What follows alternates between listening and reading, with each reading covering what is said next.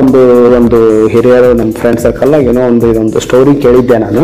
ಒಂದು ಸ್ಟೋರಿಯನ್ನು ಹೇಳ್ತೇನೆ. ಹೀಗೆ ಇಬ್ರು ಗೆಳೆಯರಿದ್ರು. ಅವ್ರ ಹೆಸರು ಬೇಡ, 1 ಮತ್ತು 2 ಅಂತ ಹೇಳೋಣ. 1ನೇ ಗೆಳೆಯ ಮತ್ತು 2ನೇ ಗೆಳೆಯ ಇಬ್ರು ಜೊತೆಯಾಗಿ ಹೋಗ್ತಿರ್ತಾರೆ.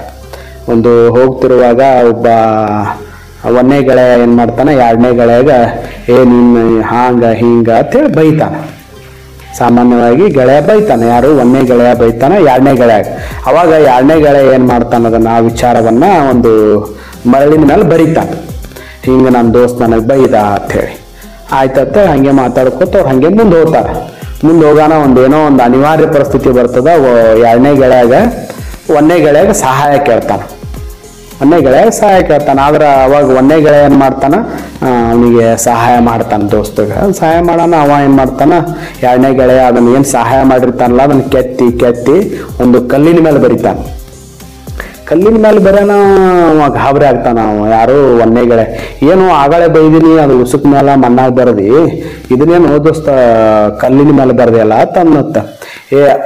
ಹಂಗೆ ಕೆಟ್ಟದನ್ನ ನಾವು ಮರ್ತು ಬಿಡ್ಬೇಕು ದೋಸ್ತ. ಅದನ್ನ ನೀ ಬೈದಿ ಅಂತೇಳಿ ಅದನ್ನೇ ವಿಚಾರ ಮಾಡ್ಕೊತ ಕೂತ್ರೆ ನನ್ನ ತಲೆಯಾಗೆಲ್ಲ ಹುಳ ಬಿದ್ದಂಗ ಆಗ್ತದ. ಬೈದಿದ್ದು ಕೆಟ್ಟದ್ದು ಸುಮಾರ ಇವೆಲ್ಲ ಮರ್ತು ಬಿಡೋದು. ಏನು ಒಳ್ಳೇದು ಮಾಡ್ಯಲ್ಲ ಅದಟ್ಟು ನನ್ನ ತಲೆಗೆ ಇಟ್ಕೊಂಡ್ರೆ ನನ್ನ ಭವಿಷ್ಯ ನಿನ್ ಜೊತೆ ನನ್ನ ಸಂಬಂಧ ಚಲೋ ಇರ್ತದ ದೋಸ್ತ. ಅದಕ್ಕೆ ನಾ ಕೆಟ್ಟದನ್ನ ಮರ್ತು ಹಾರ್ತೀನಿ. ಒಳ್ಳೇದು ಏನ್ ಮಾಡಿರ್ತಿಲ್ಲ ಒಳ್ಳೇದಕ್ಕಷ್ಟೇ ನಾ ಫೋಕಸ್ ಮಾಡ್ತೀನಿ. ಒಳ್ಳೆ ವಿಚಾರ ಒಟ್ಟು ಅಷ್ಟೇ ನನ್ನ ತಲೆಯಾಗಿ ಇಟ್ಕೊಳ್ತೀನಿ ಅಂತ ಹೇಳ್ತಾನೆ. ಹಂಗ ಮನುಷ್ಯನ ಜೀವನದಲ್ಲಿ ಕೆಟ್ಟದ್ದು ಸುಮಾರುಗಳು ಬರ್ತಾವ. ಅವ್ರನ್ನೆಲ್ಲ ಲೀವ್ ಇಟ್ ಅನ್ನೋದು ಮುಂದೆ ಹೋಗೋದು. ಅಂದಾಗ ನಮ್ಮ ಸಂಬಂಧಗಳು ಮತ್ತಷ್ಟು ಗಟ್ಟಿ ಆಗಕ್ಕೆ ಸಾಧ್ಯ ಇದೆ.